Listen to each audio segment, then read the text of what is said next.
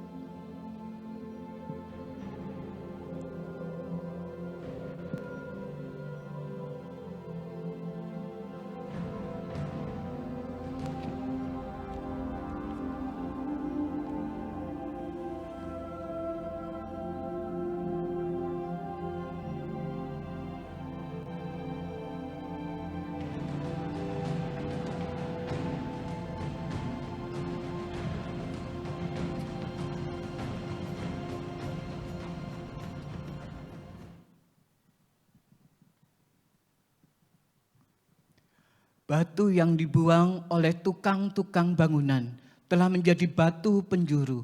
Hal itu terjadi dari pihak Tuhan, suatu perbuatan ajaib di mata kita. Sesungguhnya Tuhan telah bangkit. Tetapi yang benar ialah Allah, bahwa Kristus telah dibangkitkan dari antara orang mati, sebagai yang sulung dari orang-orang yang meninggal. Terpujilah Allah dan Bapa Tuhan kita Yesus Kristus, yang karena rahmat-Nya yang besar telah melahirkan kita kembali oleh kebangkitan Yesus Kristus dari antara orang mati kepada suatu hidup yang penuh pengharapan. Tuhan telah bangkit, haleluya, sesungguhnya ia telah bangkit, haleluya. Dan ketahuilah, aku menyertai kamu senantiasa sampai kepada akhir zaman. Tetapi syukur kepada Allah yang telah memberikan kepada kita kemenangan oleh Yesus Kristus Tuhan kita. Aku telah disalibkan dengan Kristus, namun aku hidup, tetapi bukan lagi aku sendiri hidup, melainkan Kristus yang hidup di dalam aku. Karena itu, kalau kamu dibangkitkan bersama dengan Kristus, carilah perkara yang di atas, di mana Kristus ada, duduk di sebelah kanan Allah. Jangan takut, aku adalah yang awal dan yang akhir, dan yang hidup. Aku telah mati, namun lihatlah, aku hidup sampai selama-lamanya. Ibadah kita pada pagi hari ini, kita mulai dengan adanya pengakuan bahwa pertolongan kita datangnya dari Allah Bapa, pencipta langit dan bumi, dan yang tidak pernah meninggalkan hasil perbuatan tangannya. Turunlah kiranya atas kita sekalian, kasih karunia dari Allah Bapa, Allah Putra, dan Allah Roh Kudus. Amin. Pujian penghormatan kita hormat bagi Allah Bapa.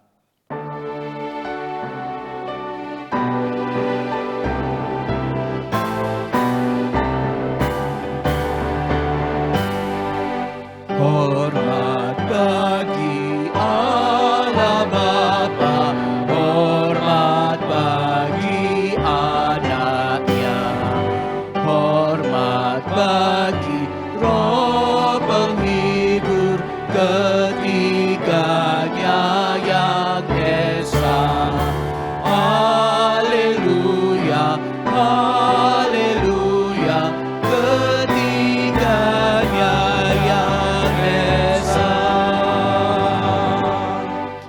Mari kita masuk di dalam doa. Bapa di dalam kerajaan surga, sungguh kami mengucap syukur Engkau adalah Allah yang bukan saja mati menebus dosa-dosa kami, tetapi pada hari yang ketiga Engkau bangkit, Engkau memenangkan maut. Kemenangan-Mu atas kuasa maut itu yang boleh senantiasa memberikan pengharapan bagi kami. Bahkan Engkau naik ke surga dan menyediakan tempat untuk kehidupan kekal bagi setiap kami orang-orang percaya. Sungguh kami mengucap syukur Tuhan, Engkau telah memanggil kami sehingga kami boleh datang ke tempat ini untuk beribadah, untuk memperingati, untuk merayakan kemenangan-Mu, kebangkitan-Mu, kuasa kebangkitan-Mu itu yang boleh terus senantiasa memberikan pengharapan kepada setiap kami. Oleh karena itu Tuhan, ketika kami datang pada pagi hari ini untuk beribadah, kami terlebih dahulu ingin mengoreksi diri di hadapan-Mu. Seringkali kami tidak taat untuk melakukan kebenaran firman Tuhan. Seringkali kami gagal untuk kami seharusnya melakukan apa yang Engkau perintahkan. Seharusnya kami tidak melakukan apa yang Engkau larang ya Bapa. Ampuni setiap kebersalahan dan keberdosaan kami, sehingga kami boleh datang kepada Engkau, menyembah di dalam roh dan kebenaran. Terpujilah Engkau ya Bapa, demi Kristus kami berdoa dan mengucap syukur. Amin. Silakan duduk Bapak Ibu.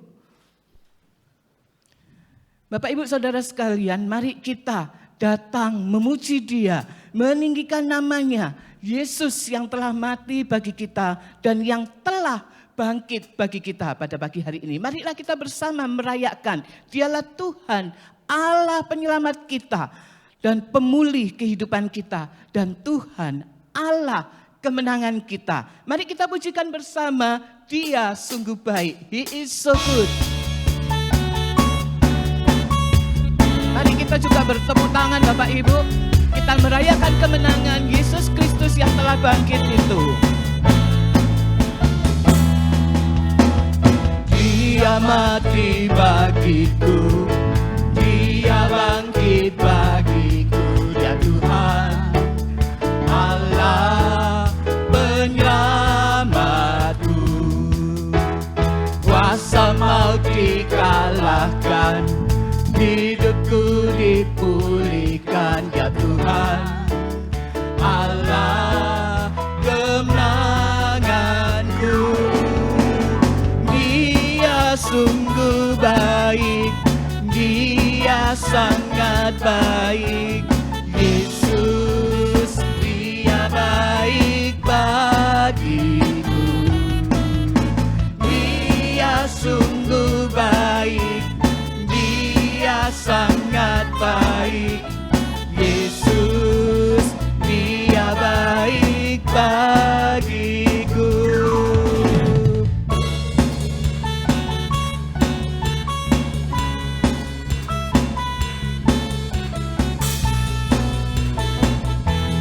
Mari bersama kita katakan, Dia ada di dalamku, Dia ada di dalamku, bergerak di hidupku, Dia Tuhan Allah kekuatanku. Dia penuhi hatiku dengan kuasa kasih-Nya, Dia Tuhan Allah kemenanganku. Dia sungguh baik, Dia sangat baik, Yesus Dia baik bagiku. Dia sungguh baik, Dia sangat baik, Yesus Dia baik bagiku. He is so good, He is so good to you, He is so good to me. Jesus is so good to you and me. He is so good to you, He is so good to me. Jesus is so good to you and me. He is so good to you, He is so good to me.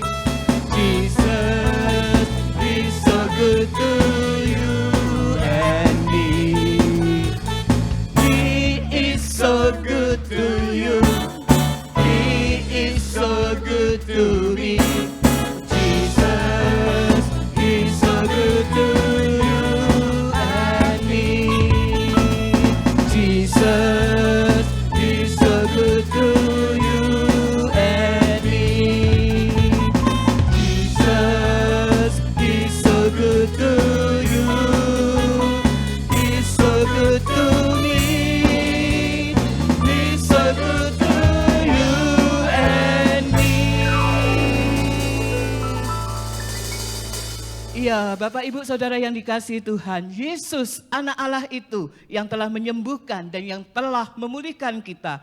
Ia bukan saja telah mati menebus dosa kita, namun ia juga telah bangkit dan telah mengalahkan maut. Karena kuasa kebangkitannya itulah kita boleh memperoleh pengharapan. Karena kuasa kebangkitannya itulah kita tidak akan gentar menghadapi hari esok. Mari kita bersama pujikan sebab Dia hidup.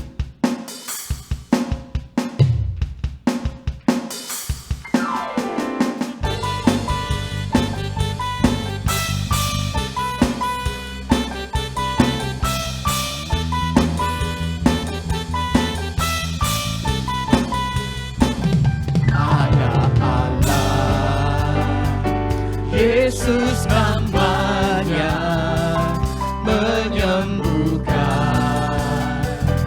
memulihkan, bahkan mati, tebus dosaku, kubur kosong, membuktikan Dia hidup.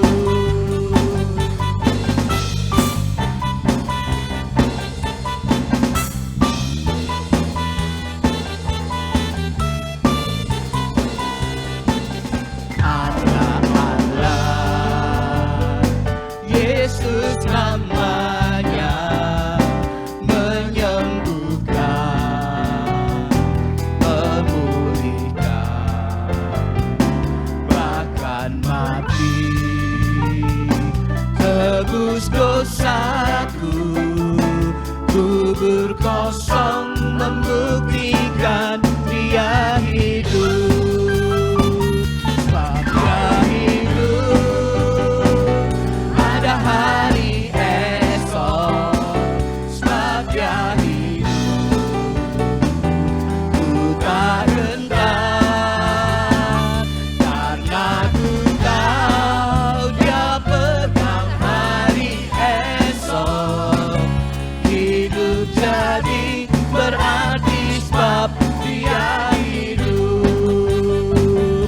Sebab Dia hidup, ada hari esok. Sebab Dia hidup, ku tak gentar, karena ku tahu Dia pegang hari esok. Hidup jadi berarti sebab Dia hidup. Hidup jadi berarti sebab Dia hidup. Hidup jadi berarti sebab Dia hidup.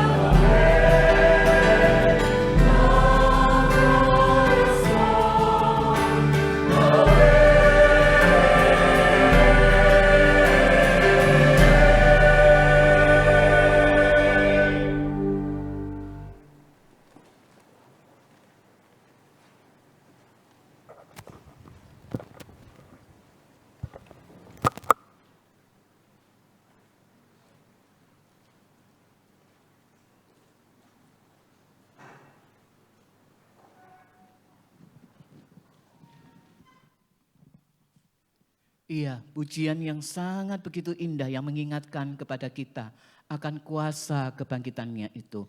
Love roll the stone away. Pujian firman Tuhan hari ini firman Tuhan akan disampaikan oleh penginjil Soleman sebagai gembala rayon kita. Namun sebelumnya kembali kita akan bersama-sama memuji Tuhan dengan satu pujian, bagi Tuhan tak ada yang mustahil.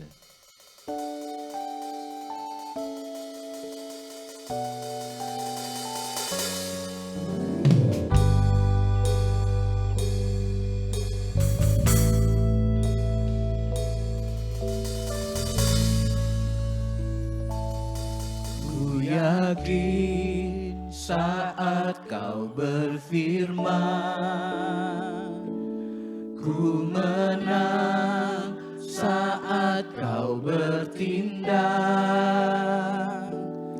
Hidupku hanya ditentukan oleh perkataanmu. Ku aman karena kau menjaga, ku kuat karena kau menopang. Hidupku hanya ditentukan oleh kuasa-Mu.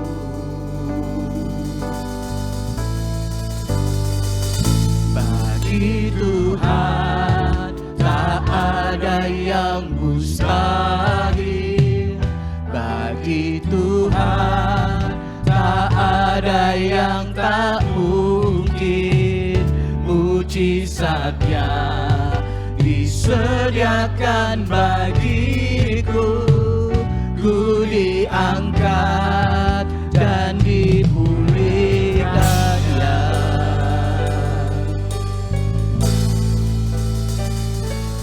Ku yakin saat kau berfirman, ku menang saat kau bertindak. Hidupku hanya ditentukan oleh perkataanmu. Katakan, ku aman karena kau menjaga. Ku aman karena kau menjaga. Ku kuat karena engkau menopang. Kuat karena kau menopang. Hidupku hanya ditentukan oleh kuasa-Mu. Bagi Tuhan tak ada yang mustahil. Bagi Tuhan tak ada yang tak mungkin. Mujizatnya disediakan bagiku. Ku diangkat dan dipulihkan. Ya, mari kita bangkit berdiri. Bagi Tuhan tak ada yang mustahil. Bagi Tuhan tak ada yang tak mungkin.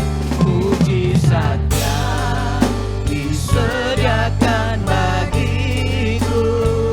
Ku diangkat dan dipulihkan. Ya, mujizatnya disediakan bagiku. Ku diangkat dan dipulihkan. Ya, ku diangkat dan dipulihkannya.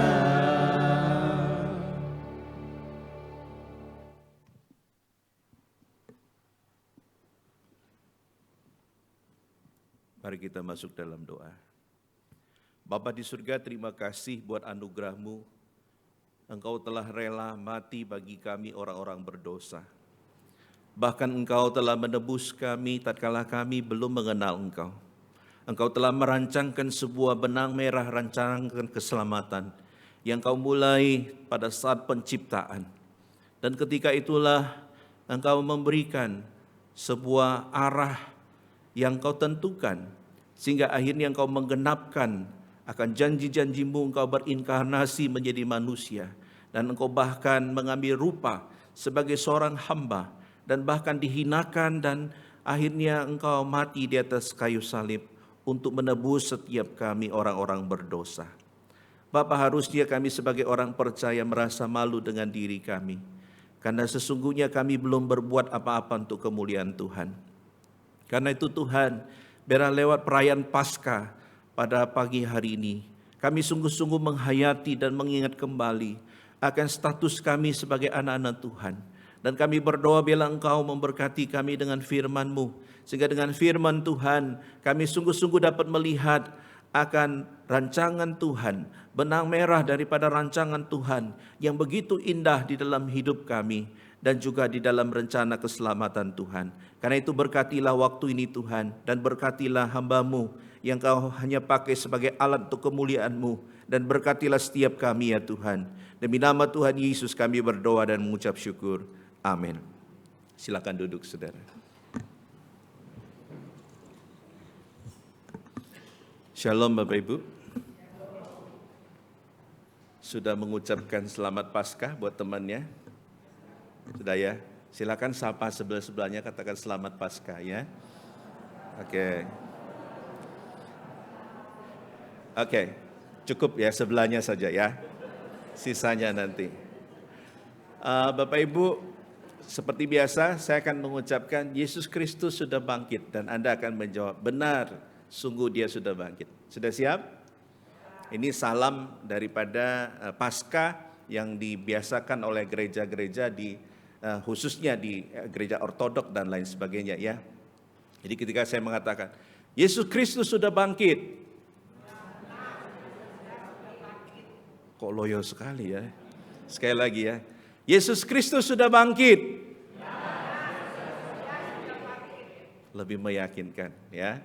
Terakhir sekali lagi ya, Yesus Kristus sudah bangkit. Ya, berarti kalau kita menyampaikan itu dengan yakin, orang akan yakin, oh benar-benar ini sudah bangkit ini, betul ya? Nah, jadi bukan semoga bangkit begitu ya. Nah, Bapak Ibu yang dikasihi oleh Tuhan, hari ini tema kita adalah apa? Membaca benang merah rencana Tuhan.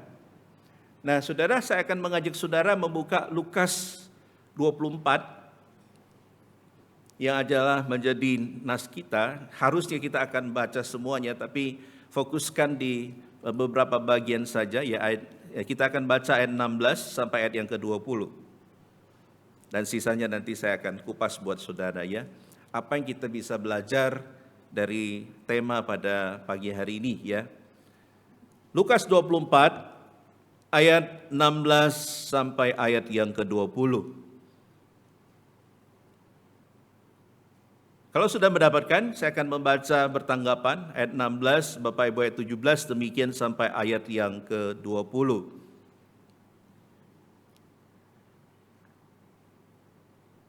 Tetapi ada sesuatu yang menghalangi mata mereka, sehingga mereka tidak dapat mengenal Dia.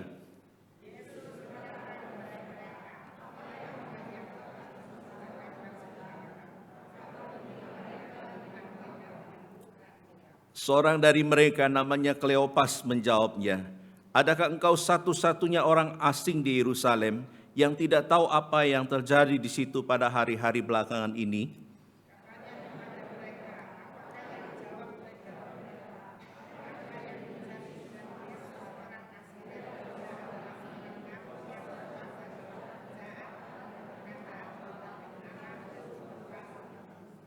Tetapi imam-imam kepala dan pemimpin-pemimpin kami telah menyerahkan Dia untuk dihukum mati, dan mereka telah menyalibkannya. Saya akan baca beberapa bagian lainnya.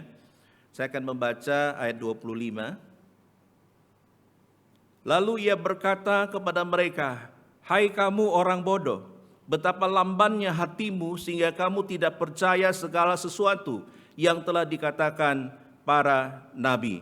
Kemudian saya akan membaca lagi di ayat yang ke-27. Lalu ia menjelaskan kepada mereka apa yang tertulis tentang dia dalam seluruh kitab suci, mulai dari kitab-kitab Musa dan segala kitab nabi-nabi. Kemudian ayat yang terakhir di ayat yang ke-35. Lalu kedua orang itu pun menceritakan apa yang terjadi di tengah jalan dan bagaimana mereka mengenal dia pada waktu ia memecah-mecahkan roti. Demikian jauh pembacaan firman Tuhan. Diberkatilah saudara yang bukan saja membaca tapi yang juga melakukan firman Tuhan. Nah, Bapak Ibu yang dikasihi oleh Tuhan, kalau kita berbicara mengenai benang merah, ya, saya akan mengilustrasikan dengan dengan apa yang dilakukan oleh pemuda ini, ya. Pemuda ini namanya James Cook, ya. Dia adalah seorang warga negara Inggris, ya. Dia tinggal di London, ya. Nah, saudara, apa yang menarik dari James Cook ini? Dia punya sebuah kepintaran atau kehebatan, dia bisa menjadi terkenal karena dia adalah seorang pelukis, ya.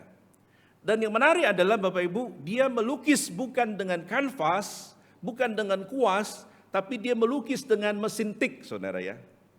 Bapak Ibu pasti pernah mengetik, kan?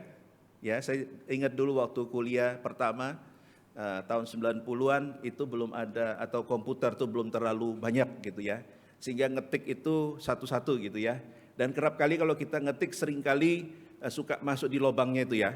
Nah, itu, ya. Nah, Bapak Ibu yang dikasihi oleh Tuhan, James Cook ini punya kehebatan, dia bisa melukis apapun dengan mesin tik, begitu, ya. Apapun dia bisa gambar. Salah satunya yang terkenal karyanya dia adalah Mona Lisa, gitu, ya, yang dia baru selesaikan, ya. Mona Lisa. Kemudian juga yang di sebelah sini itu lukisan siapa? Kalau saudara tahu, yang bisa jawab dapat tiket ke Abu Dhabi. Siapa ini? Yang sebelah sini?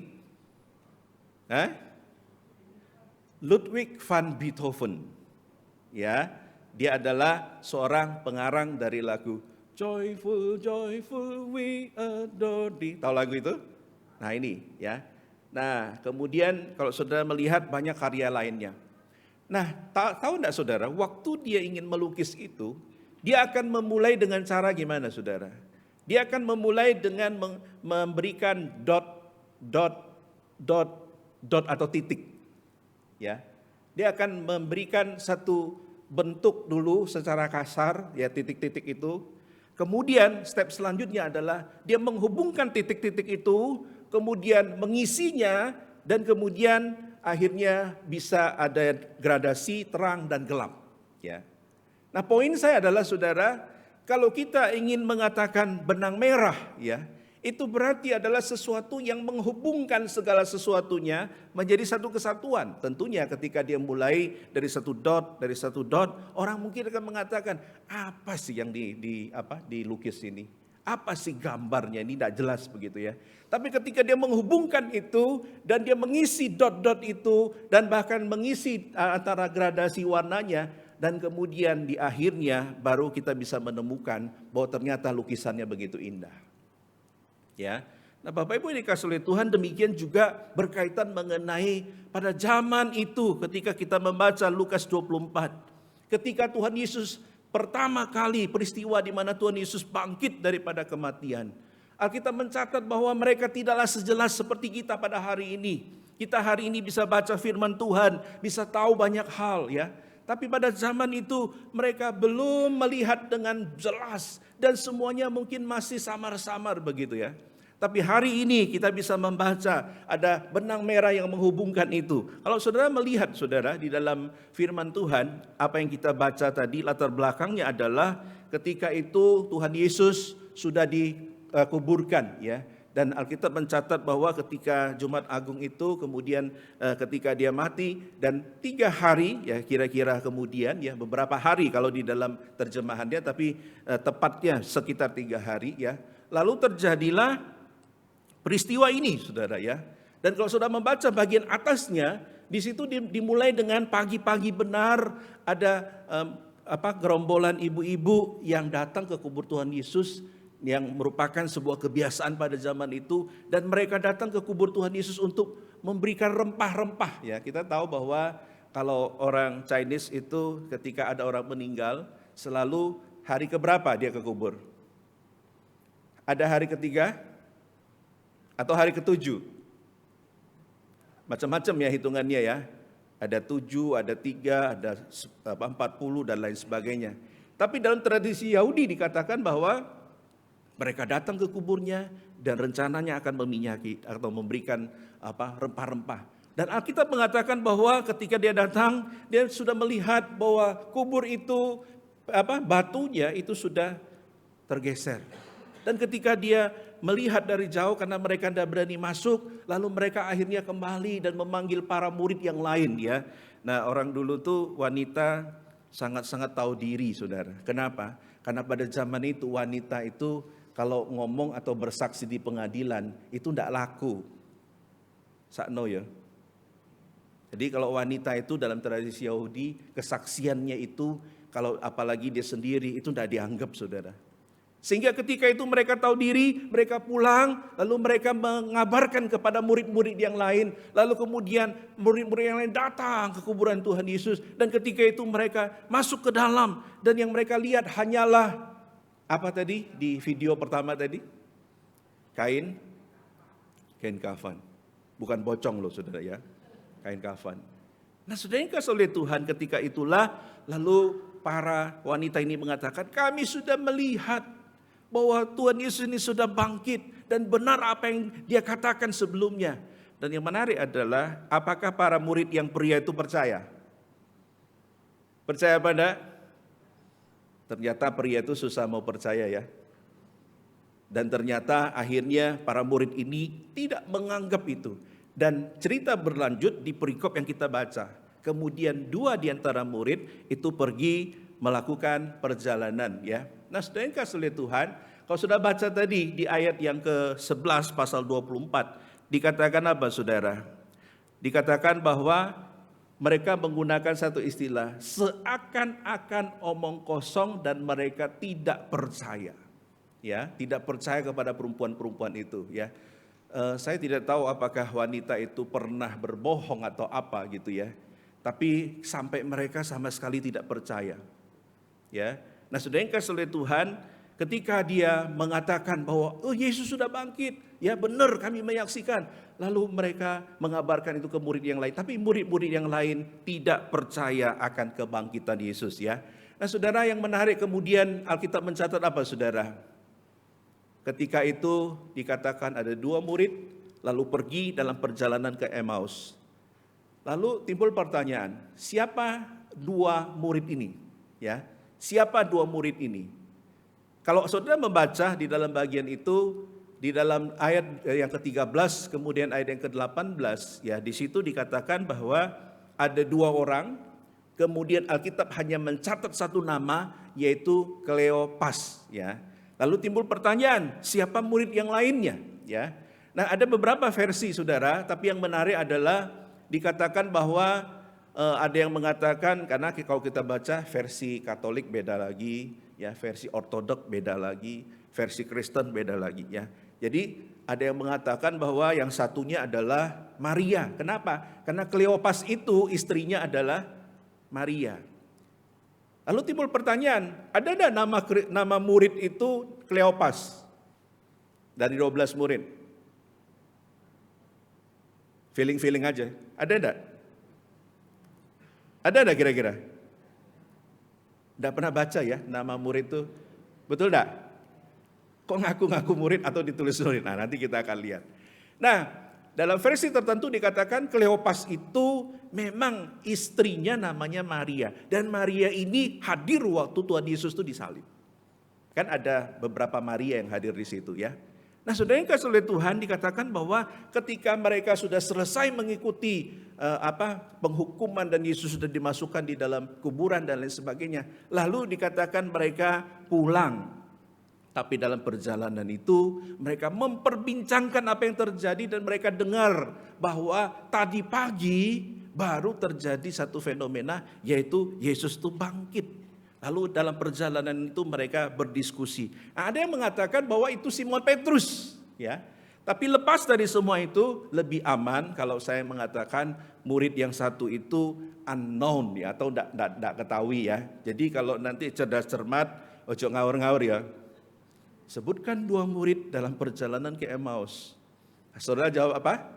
Kleopas dan unknown atau enggak tahu ya. Jangan saudara isi apa? Kleopas dan Yohanes. Oh, ngawur itu. Ya, Kleopas dan siapa? Enggak ada ya. Nah, kembali lagi saudara, kenapa ini penting? Karena timbul pertanyaan, loh Pak, kalau memang itu Kleopas ini kan bukan murid. Kenapa disebut sebagai murid?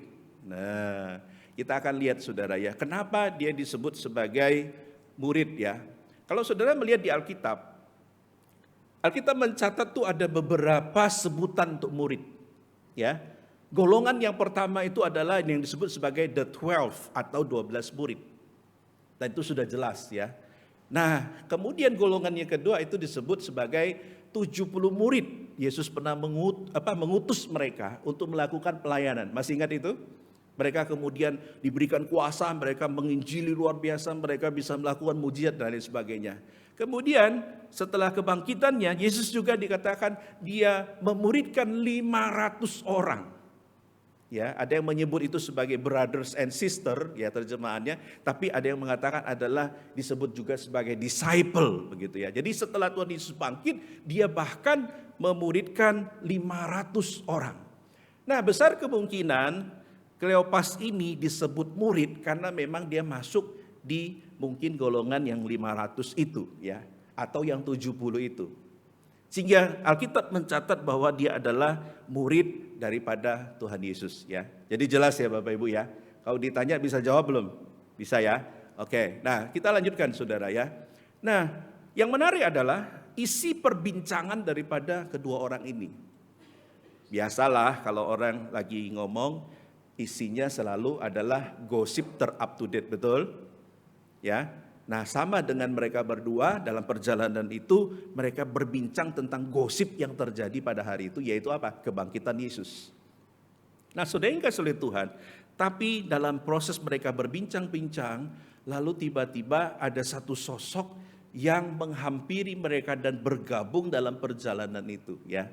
Nah, karena berhubung waktu saya tidak akan bahas ini, tapi saya sarikan ada 3 poin yang menjadi konsep daripada apa yang mereka katakan. Yang pertama, di dalam perbincangan itu kita dapat melihat bahwa mereka mengenal Yesus hanya sebatas sebagai seorang nabi yang mempunyai kuasa. Jadi mereka mengatakan bahwa Yesus adalah seorang nabi yang mempunyai satu kuasa yang luar biasa. Dan yang kedua, mereka mengatakan bahwa Yesus adalah pembebas yang dijanjikan. Ya, mereka ya sedikit sambatlah begitu ya, katanya dulu mau datang untuk membebaskan kami dari penjajahan. Yesus itu ternyata ya sudah mati begitu ya. Dia tidak melakukan apa yang dia katakan begitu ya. Kemudian yang ketiga, dalam konsep mereka di perbincangan itu kita dapat melihat bahwa mereka mengatakan Yesus itu sudah bangkit tapi mereka belum melihatnya ya. Dengan kata lain ada keraguan di dalam apa yang mereka katakan. Nah, saudara yang kasih oleh Tuhan, dari 3 poin ini yang mereka perbincangkan, kira-kira ini poin yang umum enggak di kalangan orang Kristen? Ada orang yang menganggap Yesus itu hanya sebatas nabi dan bukan Tuhan? Ada. Ada orang yang menganggap bahwa Tuhan Yesus itu sebagai pembebas yang dinantikan, artinya yang akan campur tangan dalam hidupnya ketika dia ada masalah dan lain sebagainya. Yesus itu akan campur tangan secara langsung, bisa saja ada. Kemudian ada juga yang tahu Yesus Kristus bangkit tapi belum percaya sungguh-sungguh karena mengatakan belum melihat, dan ini juga ada ya. Ada orang Kristen yang tipe Thomas ya, yang mengatakan sebelum aku mencucukkan jariku ke dalam lubang bekas paku ya atau bekas tombaknya, maka aku tidak akan percaya. Ada orang Kristen model begitu ya. Nah, Bapak Ibu yang dikasihi oleh Tuhan, itu berarti dari isi perbincangan ini kita dapat melihat bahwa 2 murid ini belum sungguh-sungguh punya konsep yang benar tentang Kristus. Nah, ini juga saya takut terjadi di gereja. Ada orang yang begitu luar biasa melayani Tuhan, atau rajin pergi ibadah, atau disebut sebagai murid secara rohani. Tapi konsepnya tentang Tuhan Yesus itu belum beres. Yesus dianggap hanya sebatas nabi, bukan Allah. Ini yang beredar kalau saudara membaca di internet ya, perbincangan di YouTube yang diserang kekristenan adalah mengenai ini. Yesus itu bukanlah Tuhan ya, hanya manusia biasa. Nah, saudara yang kasih oleh Tuhan, pertanyaan saya kepada saudara, apakah engkau percaya Yesus adalah manusia atau Tuhan? Apakah dia seorang nabi yang berkuasa, atau dia figur Allah? Dia nabi apa Allah? Ragu-ragu tuh. Ya. Saya ulangi sekali lagi. Saudara percaya Yesus itu nabi atau Allah? Saya ulangi sekali lagi. Kalau nabi itu kan levelnya di bawah manusia biasa. Kalau Allah dia lebih tinggi lagi ya. Banyak kali orang percaya Yesus sebagai nabi atau sebagai Allah? Allah.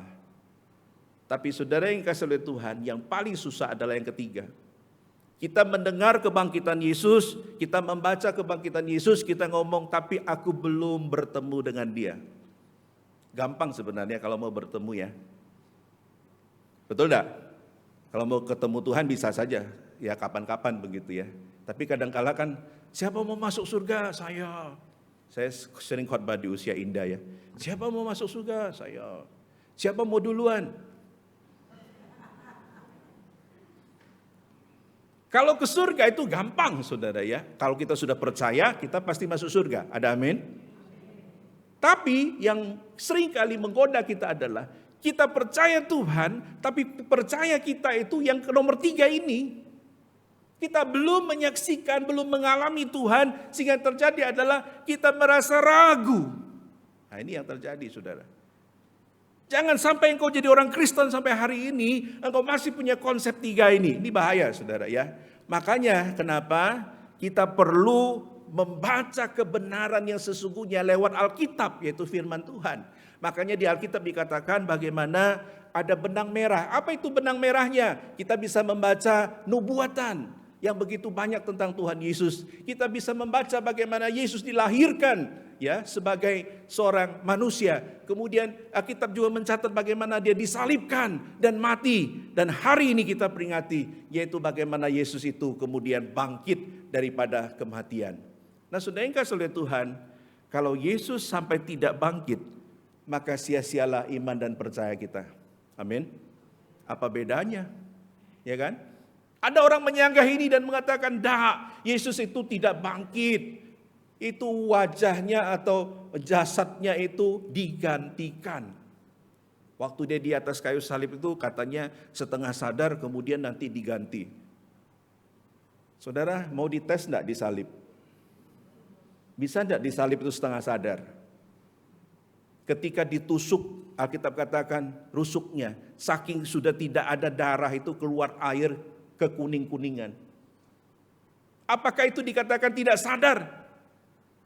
Nah, saudara yang kasih oleh Tuhan, jangan kau terpengaruh dengan apa yang dikatakan dunia ya. Mereka ingin menggoncang imanmu dan mengatakan, "Oh, kamu percaya Yesus itu manusia, dia ditukar kok, ada kong kali kong kok." Ya. Sehingga yang terjadi adalah imanmu itu ngawur, kamu percaya bukan Allah tapi kepada manusia. Di mimbar ini sebagai hamba Tuhan saya katakan, Yesus Kristus adalah Tuhan. Dan dia sudah dinubuatkan. Kemudian dia berinkarnasi menjadi manusia. Dan bukan itu saja, ketika dia dilahirkan, dia mengambil rupa sebagai seorang hamba. Dan bukan itu saja saudara, dia rela mati di atas kayu salib. Demi siapa? Demi saudara dan saya. Kemudian dalam proses itu saudara, Tuhan Yesus tidak pernah melakukan dosa. Dan kemudian dia mengatakan, dalam 3 hari ini ketika kau runtuhkan bait Allah, aku akan membangunnya kembali. Orang bingung. Bait Allah 3 hari, Salomo bangun aja 40 tahun. Artinya apa saudara? Dia sedang mengatakan bahwa nanti ketika aku sudah mengalami itu, maka 3 hari kemudian aku akan bangkit dari kematian. Saya mau tanya, Yesus itu bangkit, dibangkitkan atau dia bangkit sendiri?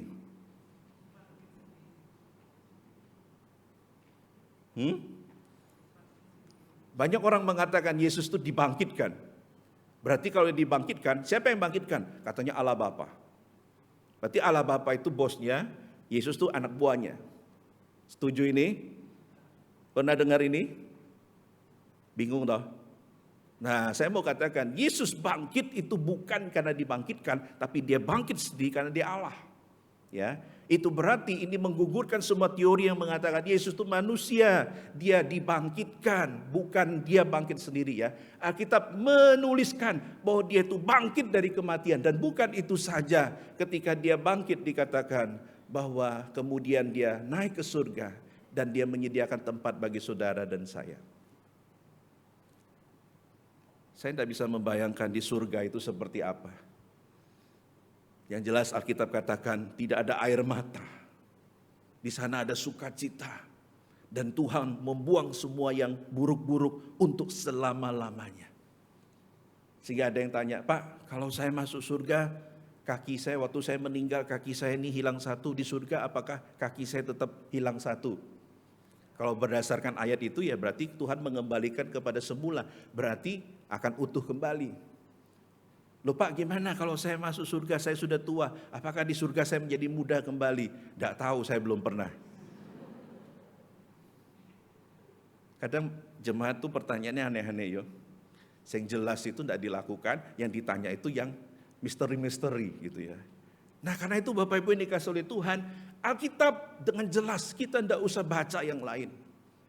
Kita baca Alkitab, Alkitab sudah menjelaskan bahwa apa? Dinubuatkan, dilahirkan, kemudian digenapi, dia disalibkan dan mati, kemudian dia bangkit daripada kematian. Nah, saudara yang kasih oleh Tuhan, karena itu berarti kesimpulannya semua benang merah tentang rencana keselamatan Tuhan itu dicatat di dalam Alkitab. Ya. Nah, saudara yang kasih oleh Tuhan itu berarti Alkitab yang kita punya adalah Alkitab yang mencatat semua kronologi dan benang merah itu, dot-dot itu ya, kemudian dirangkai menjadi satu yang disebut sebagai Alkitab. Nah, saudara tahukah kita Alkitab yang kita pakai ini dikompilasi atau dijilid atau digabungkan, itu memakan waktu berapa tahun? Saudara tahu?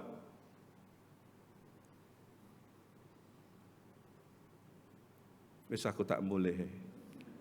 1.500 tahun menjilid. Wih, ngeri ya Pak, jilidnya 1.500 tahun.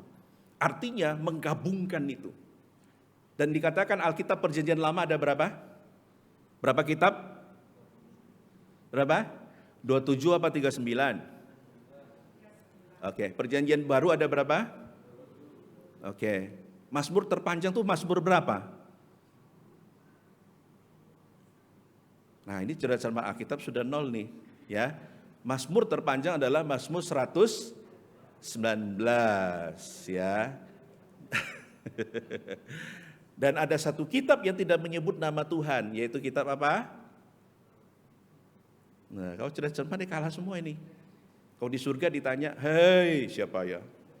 Mas Yogo Pangestu. Sebutkan kitab Perjanjian Lama ada berapa? Sik Pak, tak nyontek sih. Bapak Ibu yang dikasih oleh Tuhan, saya sedih sekali karena sampai hari ini orang sudah tidak suka baca Alkitab. Bahkan membawa Alkitab pun sudah jarang. Kalau mau jujur ya, saya tidak bermaksud untuk apa-apa. Yang bawa Alkitab pagi ini angkat coba. Nah, sing bawa Alkitab pasti tuwek-tuwek orangnya. Ada setuju? Ada amin? Sing bawa Alkitab biasanya susu-susu, ai-ai, atau engkong-kong. Sing nom-nom bawa Alkitab, cuma Luisel tok ya. Nah, Luisel ini kasus khusus. Oh, Sebi juga, ya. Nah, kita berikan tepuk tangan ya, anak muda luar biasa. Nah, sing ndak bawa, oke. Kalau saya ngomong pulang mimbar ini saya dikeroyok nanti. Poin saya adalah Bapak Ibu, kita sekarang sudah kehilangan satu buku yang paling berharga dan yang mencatat semua benang merah daripada rencana keselamatan Tuhan yang kita anggap sebagai sesuatu yang biasa, yaitu Alkitab. Saya sampai bertanya-tanya, kenapa ya tema empat rayon ini kok poinnya mengenai Alkitab ya? Di hari Paskah ini. Karena begini Bapak Ibu, kita tahu bahwa hanya Alkitablah satu-satunya tuntunan tertinggi dalam hidup kita. Dunia boleh mengatakan A, B, C, D, tapi Alkitab tetap kebenaran yang mutlak. Ya, tidak ada sesuatu yang lebih dibandingkan dengan firman Tuhan. Nah, Bapak Ibu yang dikasih oleh Tuhan, ini yang banyak dilupakan orang ya. Lalu akhirnya timbul pertanyaan, Pak, apa pentingnya kita membaca Alkitab? Khususnya dalam konteks kebangkitan Yesus. Apa pentingnya kita membaca Alkitab dalam konteks kebangkitan Tuhan Yesus? Kalau kita membaca teks tadi yang kita sudah baca, ya, yang pertama maka kita dapat menemukan jawabannya adalah karena agar supaya kita semakin percaya kepada Tuhan. Kalau sudah membaca di dalam nas yang kita baca tadi, di situ dikatakan lalu ia berkata kepada mereka, "Hai kamu orang bodoh." Saudara pernah ngomong orang bodoh? Pernah? Pernah. Tapi jarang kan? Yesus negur loh, langsung ngomong apa? "Hai kamu orang bodoh." Artinya apa saudara? Yesus ingin mengatakan, kamu percaya kepadaku, tapi engkau tidak sungguh-sungguh percaya. Engkau tahu Alkitab sudah tulis, engkau tahu bahwa nabi-nabi sudah mengajarkan, tapi engkau malah meragukan akan kebangkitanku. Makanya Tuhan Yesus mengatakan, hai kamu orang bodoh. Bapak Ibu yang dikasihi oleh Tuhan, ini adalah teguran yang keras saudara ya. Kalau saudara perhatikan di sini, yang menarik adalah bukan saja dikatakan di situ bodoh, saya lanjutkan. Hai kamu orang bodoh, betapa lambannya hatimu sehingga kamu tidak percaya segala sesuatu yang telah dikatakan, ya. Dikatakan para nabi. Kemudian bukankah Mesias harus menderita semuanya itu untuk masuk ke dalam kemuliaannya, ya. Menarik saudara ya, kalau saudara perhatikan betapa lambannya itu kata yang dipakai itu artinya apa saudara ya? Lamban untuk menangkap atau percaya. Dengan kata lain engkau sudah tahu mungkin, engkau sudah baca mungkin, tapi engkau lamban untuk percaya atau bahkan tidak mau percaya. Kalau kita punya teman yang lamban itu kita kadang rodok jengkel juga ya. Istilah dunianya atau istilah kerennya itu adalah pentiumnya kurang ya. Misalnya kita lagi guyon gitu ya, semua tertawa. Dia diem terus dia tanya, kalian ketawa apa? Nah itu tanda-tanda bahwa pentium dia masih satu itu. Ya, tapi kalau yang pentiumnya atau sudah bukan main pentium, di atas pentium pakai apa? Sudah core kan sekarang ya. Sudah core i3, i4, i5 sekarang ya. Nah saudara yang kasih oleh Tuhan itu berarti Alkitab katakan Tuhan Yesus menegur kedua murid ini kenapa? Karena mereka lambat untuk percaya. Mereka lamban untuk percaya. Kenapa saudara? Karena mungkin ada keraguan dalam hatinya. Sehingga yang mereka dengar, yang mereka saksikan itu hanya sebatas pengetahuan dan bukan yang diimani. Bapak Ibu yang dikasihi oleh Tuhan, itulah kenapa di dalam poin yang pertama dikatakan, kenapa kita harus baca Alkitab? Karena untuk menguatkan iman kita, membuat kita lebih percaya. Ya, nah saudara yang kasih oleh Tuhan, kalau saudara melihat selanjutnya, hai kamu orang bodoh. Bodoh kenapa? Karena mereka mungkin ya sudah dengar Tuhan Yesus, sudah pada zaman itu mereka mungkin pernah ikut KKR-nya Tuhan Yesus, pernah menyaksikan Yesus menyembuhkan orang. Tapi yang terjadi adalah mereka sulit untuk percaya. Bapak Ibu, kalau kita ikut orang, misalkan saya sebagai pegawai, saya ikut seseorang dan orang itu dia jualan dan laris dan jualannya anggaplah dia membuat roti, lalu saya ikut dia 20 tahun, lalu 20 tahun itu saya enggak belajar apa-apa, itu rugi. Betul enggak? Kalau saudara pinter, saudara ikut orang itu, jangankan 20 tahun, 5 tahun saudara sudah pelajari, tahun yang ke-6 saudara mungkin resign. Kenapa? Saudara buka sendiri. Sama, murid mereka tiap hari menyaksikan Tuhan Yesus, melihat bersama. Tapi Alkitab katakan Tuhan tegur mereka, hei kamu orang bodoh, engkau lamban untuk percaya, engkau tidak mau sungguh-sungguh percaya. Ini adalah satu statement yang ingin mengatakan apa saudara? Bahwa orang-orang ini atau dua murid ini adalah mewakili mungkin ya, orang-orang pada zaman itu atau bahkan kita pada zaman ini. Kita kebanjiran informasi pada zaman ini, kita tahu banyak. Tapi pengetahuan itu tidak dibarengi dengan iman yang sungguh-sungguh. Makanya saudara yang kasih oleh Tuhan, pesan yang pertama dari Paskah pada tahun ini adalah, jadi orang Kristen harus kembali kepada Alkitab. Baca Alkitab, kenapa? Karena Alkitab itu akan meningkatkan iman dan percayamu. Ya. Jadi firman Tuhan itu akan membuat engkau lebih mantap untuk percaya kepada Tuhan, ya. Nah, mengapa kita harus percaya kepada firman Tuhan? Kita sudah belajar yang lalu. Yohanes 1 ayat 1 mengatakan pada mulanya adalah firman. Dan firman itu ya dikatakan bersama-sama dengan Allah, dan firman itu adalah Allah.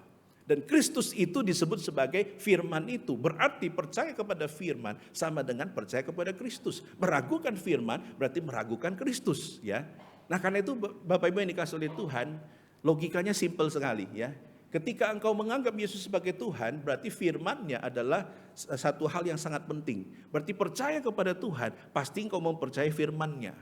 Nah, Bapak Ibu kadangkala kenapa kita malas membaca firman? Ada yang mengatakan demikian, Pak, ini Alkitab kalau saya baca pasti ngantuk. Saya baca yang lain kok enggak ngantuk. Setuju? Ada amin? Kenapa kira-kira?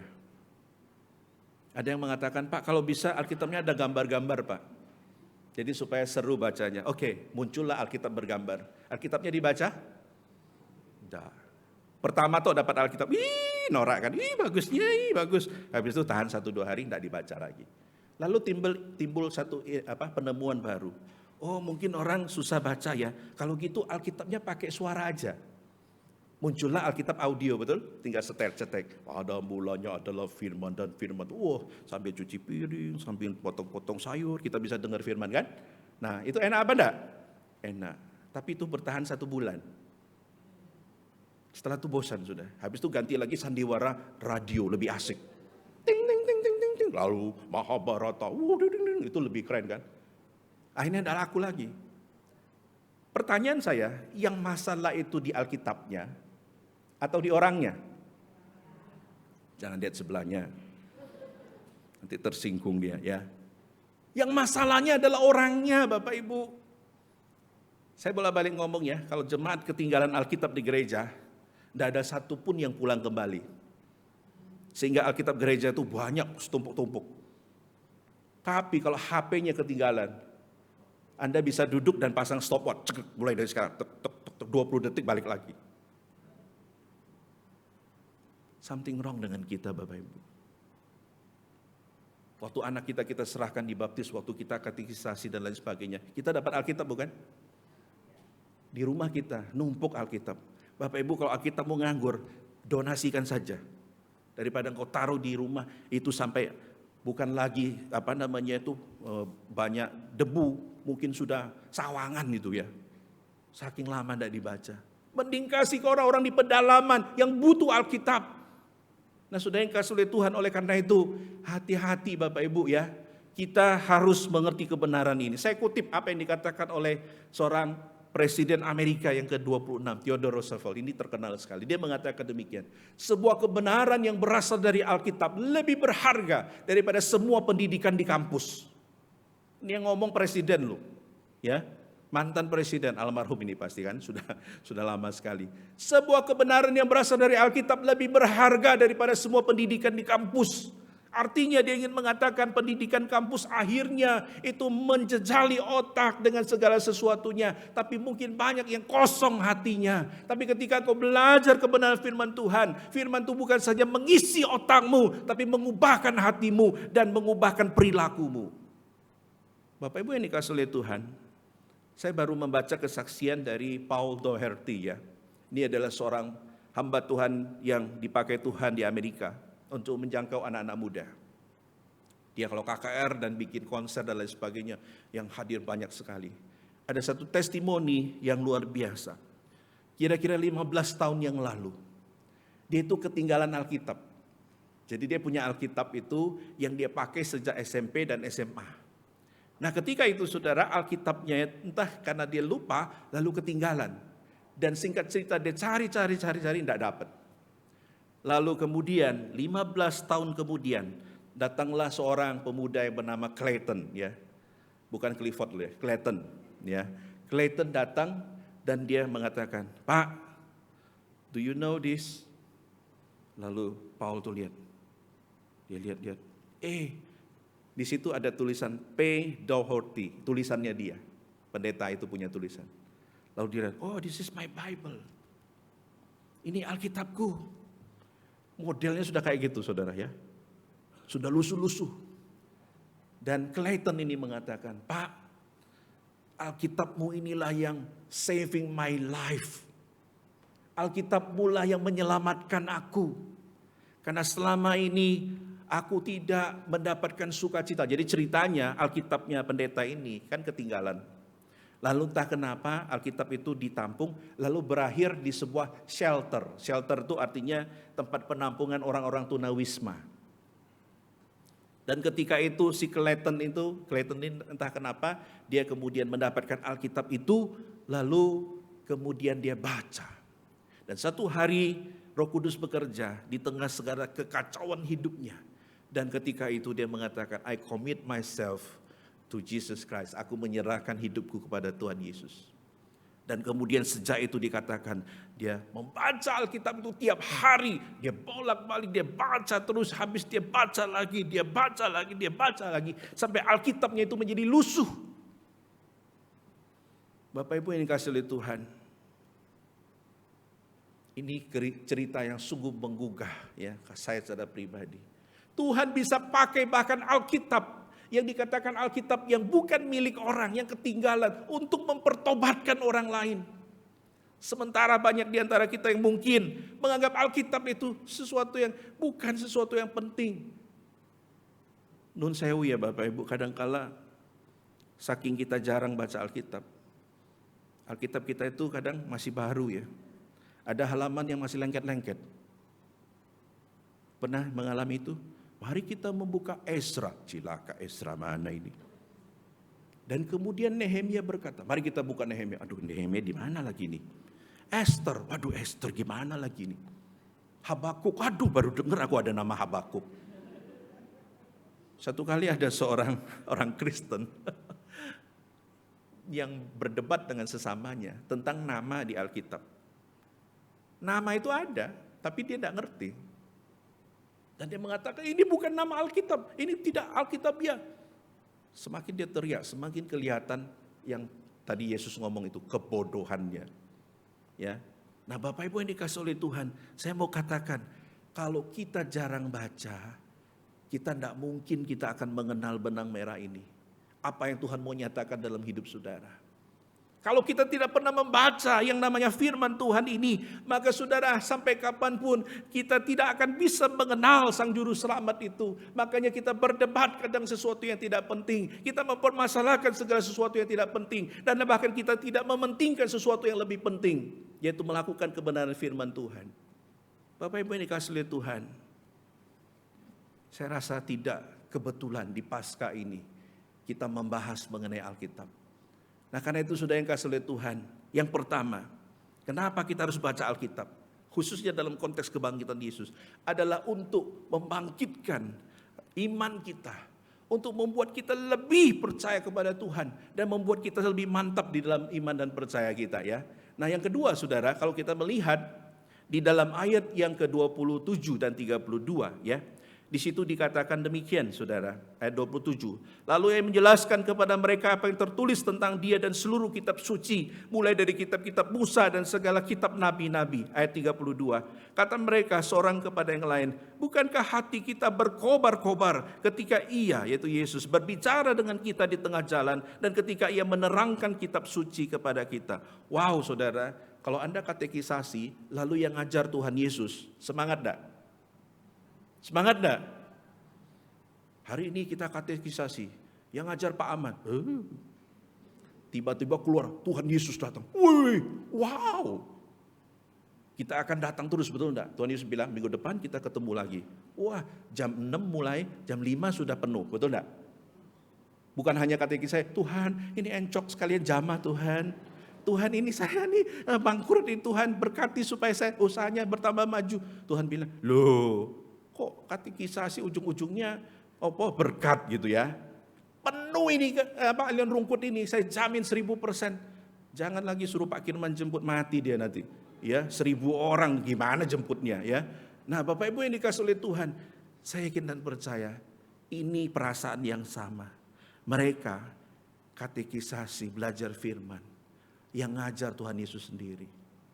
Tuhan Yesus menjelaskan kitab Musa. Kitab Musa itu ada berapa sih? Kejadian, Keluaran, Imamat, Bilangan, Ulangan. Sekali lagi, 1, 2, 3.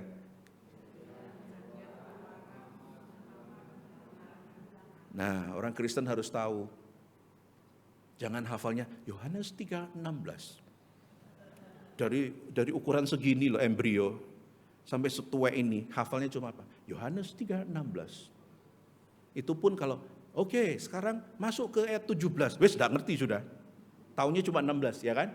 Nah, Bapak Ibu yang dikasihi oleh Tuhan, pada hari ini firman Tuhan mengingatkan kepada saudara dan saya. Mengapa kita harus baca Alkitab? Karena agar kita sungguh-sungguh ya mempunyai pengenalan kepada Tuhan, dan ini membuat kita rindu belajar firman Tuhan. Ini yang terjadi saudara ya. Makanya kemudian dikatakan dia dijelaskan. Nah, yang menarik adalah saudara, ketika mereka diajar begitu ya, Tuhan Yesus kan dengar tuh mereka ngomong, dan apa yang konsep mereka itu Tuhan Yesus koreksi ya.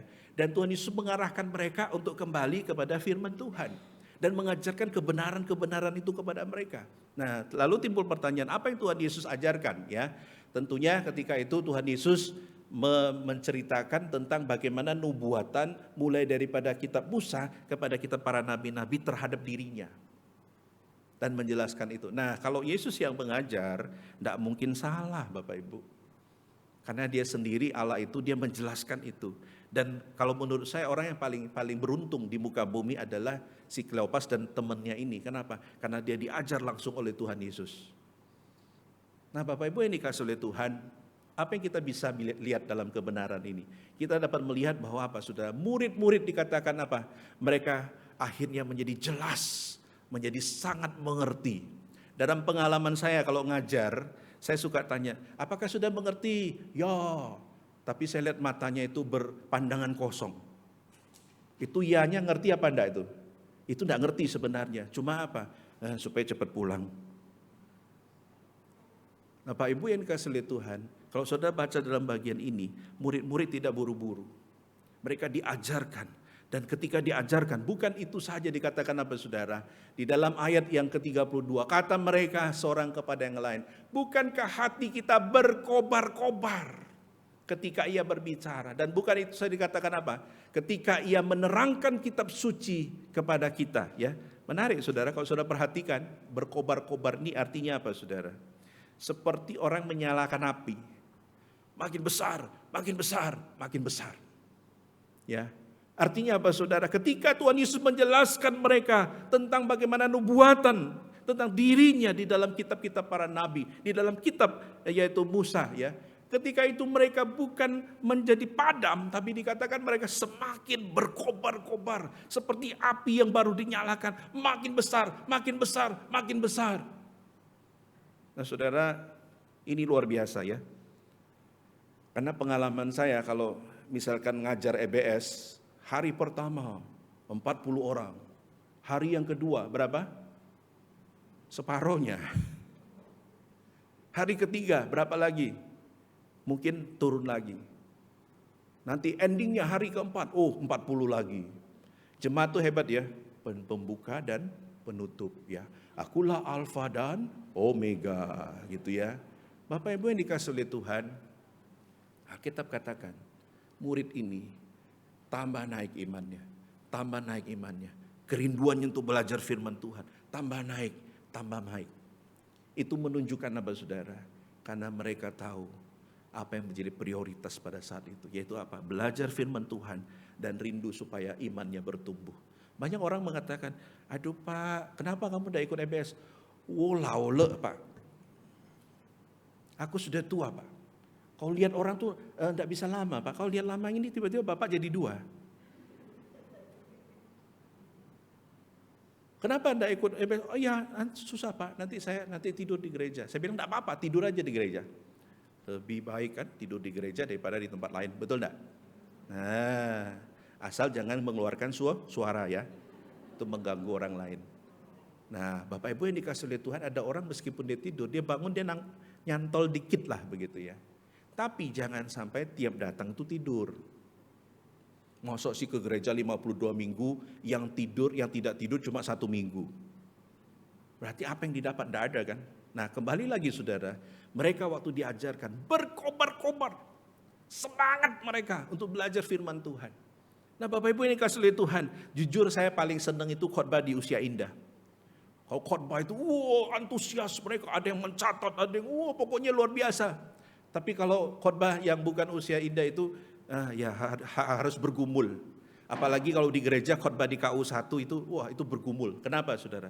Karena kadangkala kita lihat orang itu, sepi gitu ya. Kalau KU1 kan lebih sepi.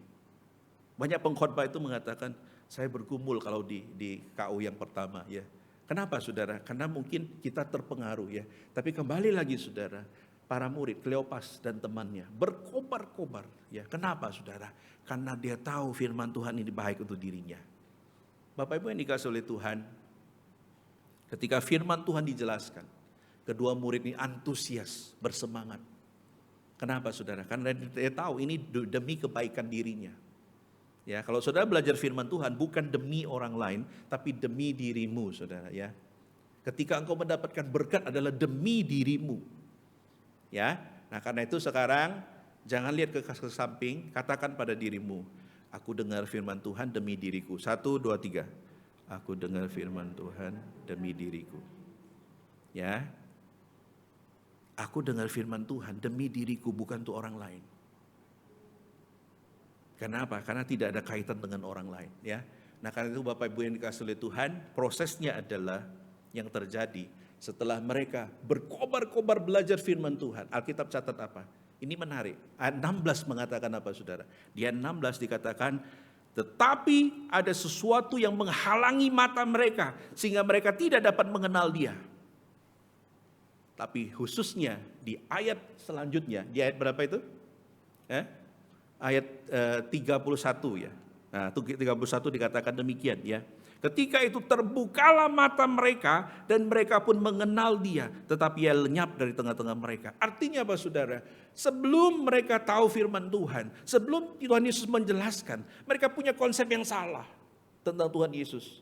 Tapi ketika Tuhan Yesus jelaskan, Alkitab katakan terbukalah mata mereka. Tapi ketika itu Yesus sudah tidak ada di tengah-tengah mereka. Bapak Ibu yang dikasih oleh Tuhan, artinya apa saudara? Orang yang punya kerinduan yang besar untuk mencari Tuhan, ya, belajar firman Tuhan, perlahan namun pasti, lama-lama Tuhan akan bukakan pikirannya. Saya waktu pertama masuk sekolah Alkitab, bingung saya Bapak Ibu. Ketika dosen menjelaskan, apa maksudnya? Samalah ketika kelas EBS ya, banyak ayah-ayah yang lihat gini, terus kemudian dia mulai gelisah. Mungkin dia dalam hati berpikir, nyesel aku datang. Kenapa? Tidak mengerti. Tapi karena dia bertahan, lama-lama Tuhan bukakan. Dan di ending daripada EBS, saya kasih mereka kesaksian. Apa yang kau dapatkan? Ada seorang ibu mengatakan, saya mendapatkan berkat yang besar. Baru kali ini saya tahu kebenaran. Selama ini konsep saya salah. Wow, waktu dengar begitu, itu seperti angin segar. Kenapa saudara? Karena Tuhan bekerja secara luar biasa. Nah saudara, itu berarti apa saudara? Kalau engkau tidak mengerti firman, mungkin kau prosesnya masih sana, tertutup. Mungkin karena engkau malas belajar firman, tidak pernah ikut pembelajaran firman, tertutup terus tuh. Tapi kalau engkau rajin, sungguh-sungguh mau belajar firman Tuhan, dan minta supaya Tuhan bekerja, maka matamu akan dibukakan. Engkau bisa melihat sesuatu yang orang lain tidak bisa lihat. Ya, artinya apa saudara? Tuhan akan menyingkapkan itu ya. Nah Bapak Ibu yang dikasih oleh Tuhan, itu berarti kesimpulannya kerinduan yang besar untuk belajar firman Tuhan akan membuat seseorang itu semakin kenal Tuhan Yesus. Ya, karena Tuhan akan membukakan itu ya. Sehingga yang terjadi adalah saudara, bagaimana dengan saudara? Kalau saudara sudah tahu kebenaran itu, lalu timbul pertanyaan, bagaimana dengan pembacaan Alkitabmu selama ini? Ada yang mengatakan, bolong-bolong Pak, masih mending. Ompong Pak, ini lumayan parah itu. Kalau bolong-bolong kan masih ada satu-satu. Kalau ompong itu hilang sama sekali itu. Terus, kamu masih baca Alkitab? Tidak pernah Pak. Wah itu menyedihkan. Itulah tidak heran saudara, banyak kali kita jatuh dan jatuh lagi. Kenapa? Tidak ada firman yang menopang kita. Bapak Ibu yang dikasihi oleh Tuhan, tanyakan pada dirimu, bagaimana pembacaan Alkitabmu setiap hari? Apakah engkau masih tetap membaca firman Tuhan? Ataukah mungkin engkau sudah lama tidak membaca kebenaran itu? Karena itu Bapak Ibu yang dikasihi oleh Tuhan, di ending daripada khotbah ini, saya mau katakan ya, yaitu apa saudara? Hanya ketika kita membaca ya firman Tuhan sebagai benang merah yang Tuhan kasih untuk menyambungkan dot-dot itu ya, sehingga kita bisa mengerti rencana Tuhan. Maka dengan semakin percaya ya, dengan rindu belajar, kita akan sungguh-sungguh kemudian menemukan Tuhan menyatakan dirinya.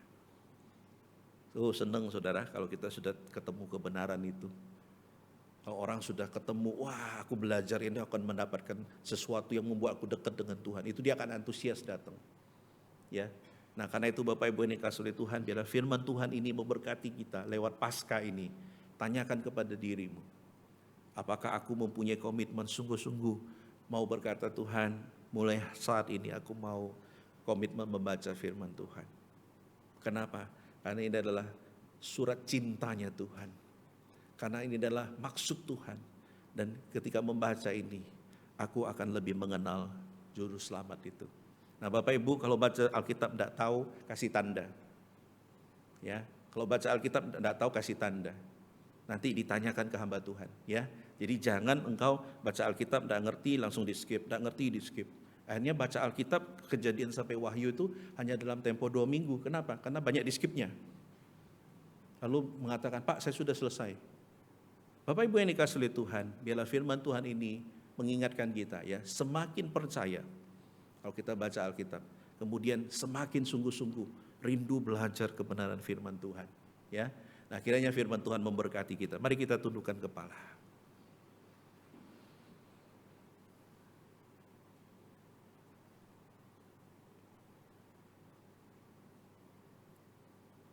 Selidiki aku. Kita angkat pujian ini.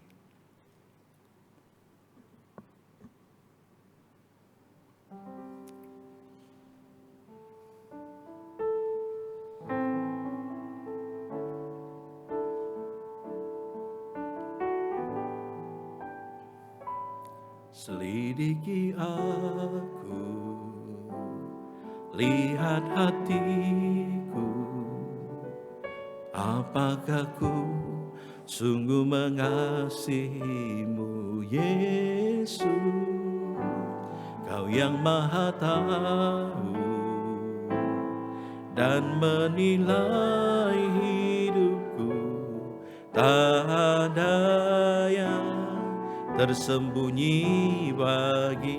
Selidiki aku, selidiki aku, lihat hatiku, apakah ku sungguh mengasihimu Yesus, Kau yang Maha Tahu dan menilai hidupku, tak ada yang tersembunyi bagimu. Telah kulihat kebaikanmu yang tak pernah habis di hidupku. Ku berjuang sampai akhirnya Kau dapati aku tetap setia. Bapak Ibu, dalam momen Paskah ini, di atas mimbar ini, saya ingin bertanya kepada saudara, apakah engkau sungguh-sungguh setelah dengar firman Tuhan, engkau bertekad, Tuhan ampuni saya, selama ini saya jarang baca Alkitab, saya malas baca Alkitab, tapi mulai saat ini saya berjanji, saya akan meluangkan waktu untuk sungguh-sungguh baca Alkitab. Berdoa secara pribadi, sebutkan itu di hadapan Tuhan. Atau selama ini mungkin banyak di antara saudara yang sama sekali tidak suka baca Alkitab. Saya katakan itu adalah tantangan yang saudara harus bawa di dalam doamu. Karena tidak mungkin seorang anak Tuhan membenci firman Tuhan. Berarti something wrong dengan diri kita. Karena itu Bapak Ibu yang mungkin selama ini di tengah kesibukan saudara sama sekali sudah tidak baca Alkitab. Datanglah, minta kekuatan Tuhan. Karena hanya dengan membaca dan merenungkan firman Tuhan, engkau akan makin cinta kepada Tuhan. Imanmu akan makin bertambah. Dan bukan itu saja, engkau akan sungguh-sungguh berkobar-kobar semangat di dalam menghadapi kehidupan dan pelayanan. Katakan itu di hadapan Tuhan sebagai komitmenmu di hari Paskah ini.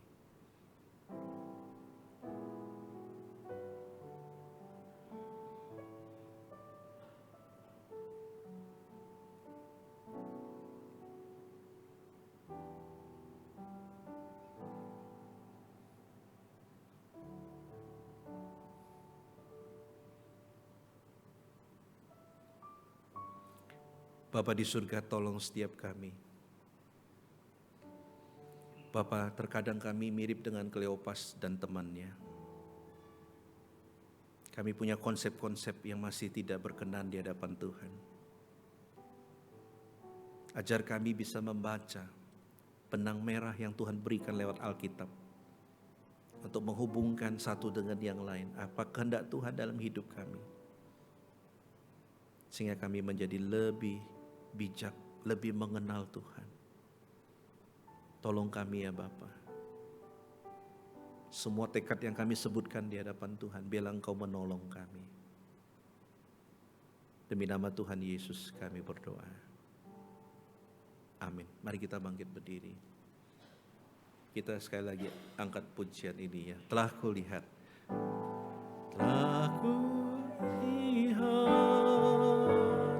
kebaikan-Mu yang tak pernah habis di hidupku. Ku berjuang sampai akhirnya Kau dapati aku tetap setia. Mari kita berdoa untuk gereja di mana kita berada. Karena kita tahu kesejahteraannya adalah kesejahteraan-Mu juga. Doakan supaya gereja kita tambah banyak jiwa-jiwa yang rindu belajar firman Tuhan. Tambah banyak orang yang berkomitmen membaca firman Tuhan setiap hari. Dan kita doakan semoga terjadi kebangunan rohani di gereja kita. Untuk sungguh-sungguh hidup militan bagi Tuhan. Hidup sungguh-sungguh berkobar-kobar di dalam mengikut Tuhan. Karena itu mari kita buka suara, kita berdoa bersama-sama. Bapa di surga, kami mendoakan gereja kami ya Bapa, yang mungkin dalam proses ini ya Tuhan, banyak di antara kami yang mungkin masih belum berkomitmen membaca firman-Mu. Masih banyak di antara kami yang mungkin tidak menganggap akan firman Tuhan sebagai prioritas dalam hidupnya. Kami berdoa Tuhan, materaikan firman-Mu, ingatkan kami, gerakkan kami untuk sungguh-sungguh dapat bukan saja membaca tapi menghidupi kebenaran itu. Dan kami serahkan sepenuhnya dalam tangan Tuhan. Mohon Tuhan menolong setiap kami yang lemah ya Bapa. Terpujilah nama-Mu ya Bapa. Kita juga berdoa menyerahkan khususnya untuk keberadaan daripada setiap kita di tengah masyarakat, di tengah dunia. Supaya kita bisa menjadi terang dan garam dunia. Kita berdoa semoga keberadaan kita di kantor, di pekerjaan, di masyarakat, di sekolah, di kampus, kita sungguh-sungguh dirasakan kehadirannya, dapat menjadi berkat bagi banyak orang. Mari kita berdoa untuk hal ini bersama-sama. Bapa di surga, kami serahkan ya Bapa setiap kami. Kami rindu supaya bisa tetap menjadi terang dan garam-Mu ya Bapa. Keberadaan kami biarlah sungguh-sungguh dapat dirasakan oleh orang lain. Dan kami dapat menjadi berkat ya Bapa. Terpujilah nama-Mu dan berkatilah setiap kami dalam usaha pekerjaan kami. Kami tetap bisa menjadi berkat di dalam studi kami, di kampus, di sekolah, di dalam masyarakat. Kiranya Tuhan yang akan menopang kami. Terpujilah nama-Mu ya Bapa. Demi nama Tuhan Yesus kami berdoa dan mengucap syukur. Amin. Bapa di surga, inilah doa syafaat kami yang jauh dari sempurna. Berkatilah ya Bapa, dan biarlah Engkau selalu melimpahkan anugerah-Mu kepada gereja kami, kepada diri kami, dan juga kepada apapun yang Tuhan akan nyatakan lewat gereja ini. Terpujilah nama-Mu ya Bapa. Demi nama Tuhan Yesus kami berdoa. Amin. Bersama dengan gereja di segala abad dan tempat, kita mengaku iman kita. Pengakuan iman rasuli. Aku percaya kepada Allah, Bapa yang Maha Kuasa, Khalik langit dan bumi, dan kepada Yesus Kristus, anaknya yang tunggal Tuhan kita, yang dikandung dari Roh Kudus, lahir dari anak darah Maria, yang menderita sengsara di bawah pemerintahan Pontius Pilatus, disalibkan, mati dan dikuburkan, turun ke dalam kerajaan maut. Pada hari yang ketiga, bangkit pula dari antara orang mati, naik ke surga, duduk sebelah kanan Allah, Bapa yang Maha Kuasa, dan dari sana Ia akan datang untuk menghakimi orang yang hidup dan yang mati. Aku percaya kepada Roh Kudus, gereja yang kudus dan am, persekutuan orang kudus, pengampunan dosa, kebangkitan tubuh, dan hidup yang kekal. Amin. Silakan duduk. Tuhan Yesus memberkati.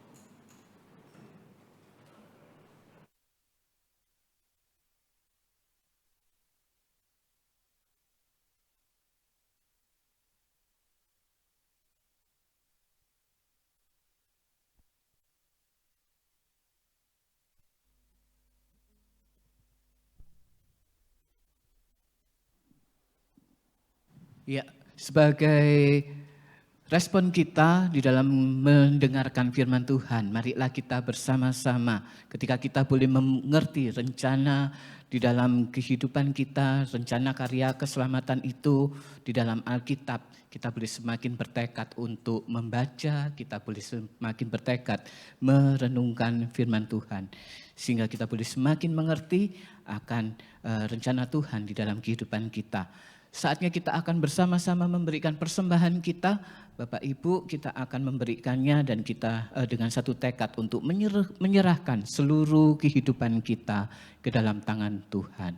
Ku hidup bagimu.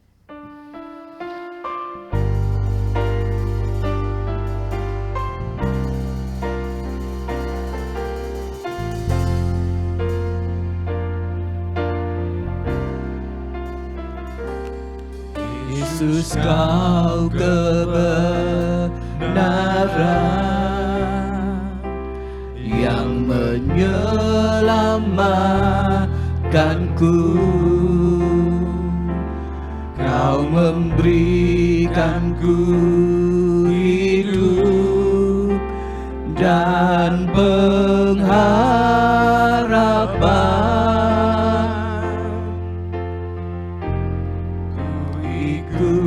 Kehendak-Mu, ku perlu anugerah-Mu,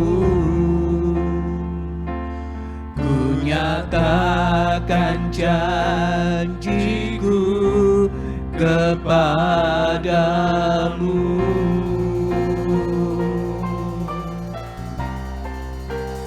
Kalau ku hidup bagimu, hatiku tetap menyembah-Mu. Dunia tak bisa menjauhkanku dari kasih-Mu. Selama ku hidup bagimu, mataku tetap memandang-Mu.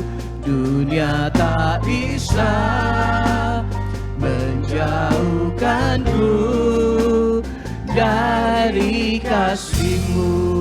Mari bersama kita ulangi kembali dari awal. Yesus, Kau kebenaran. Yesus, Kau Kebenaran yang menyelamatkanku.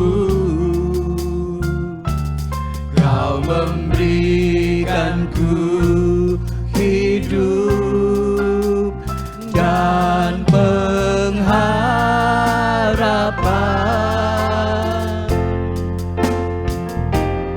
Ku ikut kehendak-Mu. Ku perlu anugerah-Mu. Ku nyatakan janjiku kepadamu.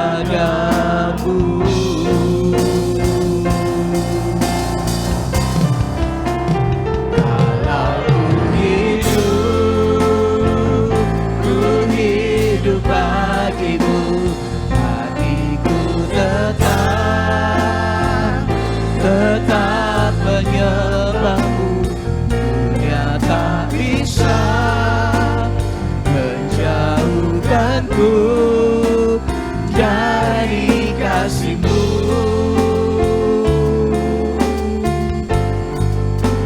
Selama ku hidup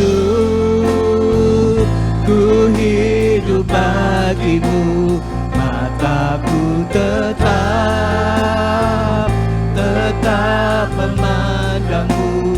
Dunia tak bisa menjauhkan. Mari kita bangkit berdiri Bapak Ibu. Dari kasih-Mu. Kalau ku hidup bagimu. Kalau ku hidup bagimu, hatiku tetap menyembah-Mu. Dunia tak bisa menjauhkanku dari kasih-Mu. Selama ku hidup bagimu. Selama ku hidup bagimu, mataku tetap memandang-Mu. Dunia tak bisa menjauhkanku dari kasih-Mu.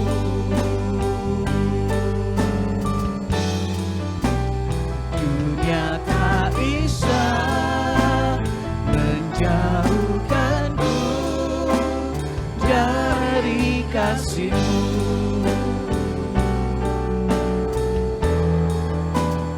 Dunia tak bisa menjauhkanku dari kasih-Mu.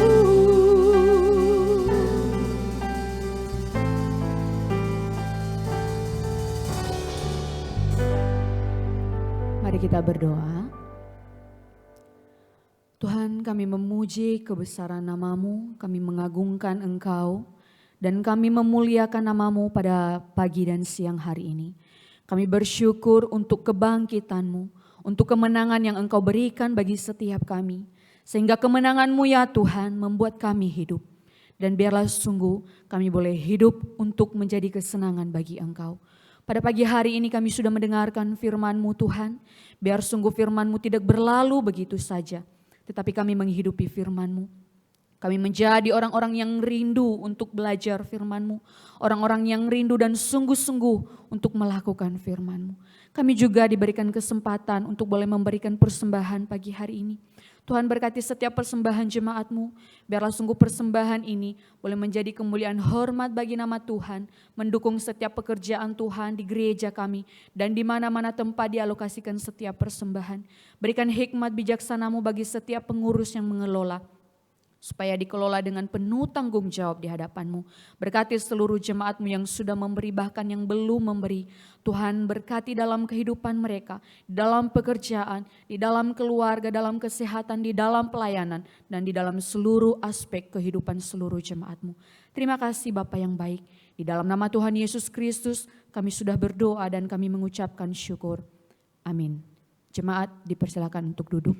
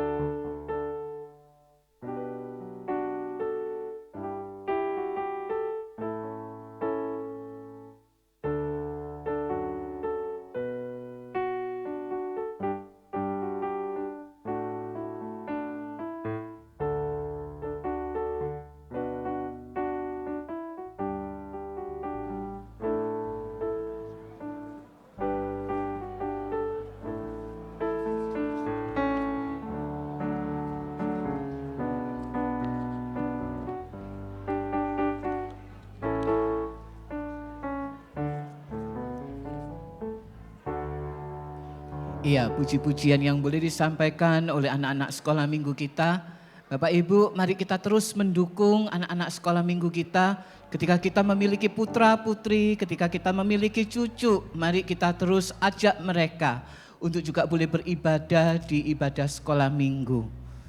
Kita naikkan segala pujian, hormat dan kemuliaan kita kepada Bapa di surga. Bapak Ibu, saya persilakan untuk kita bangkit berdiri. Kita pujikan doksologi, kemudian doa berkat akan disampaikan oleh Gembala Rayon kita, Penginjil Sulaiman.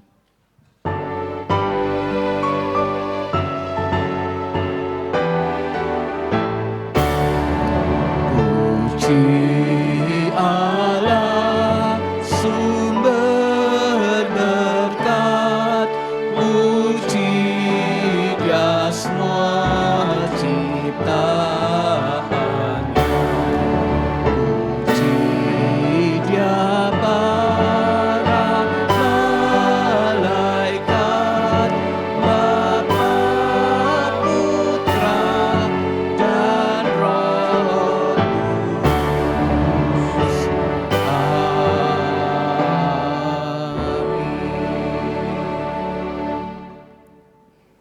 Jemaat yang dikasihi oleh Tuhan, pulanglah dan lakukanlah kebenaran firman Tuhan, dan kiranya Tuhan memberkati setiap kita. Kiranya kasih karunia daripada Allah Bapa, kekuatan dan penopangan dari Tuhan kita Yesus Kristus, anugerah dan penghiburan dari Allah Roh Kudus akan memampukan saudara dan saya untuk sungguh-sungguh mencintai kehidupan membaca Alkitab, mulai saat ini sampai selama-lamanya. Amin.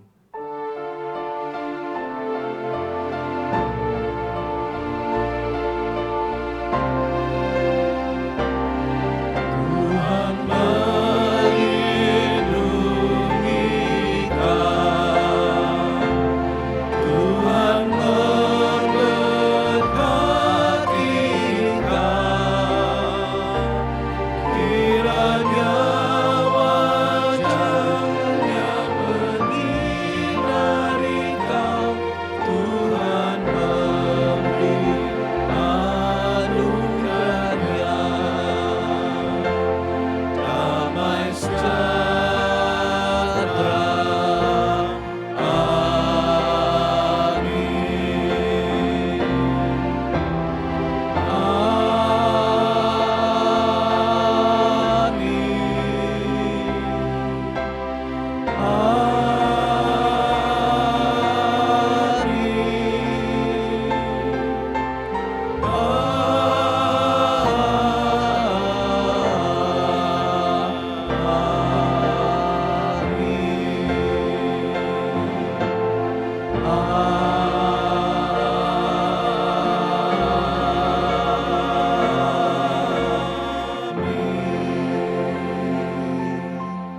Jemaat dipersilakan duduk saat teduh. Tuhan Yesus memberkati saudara.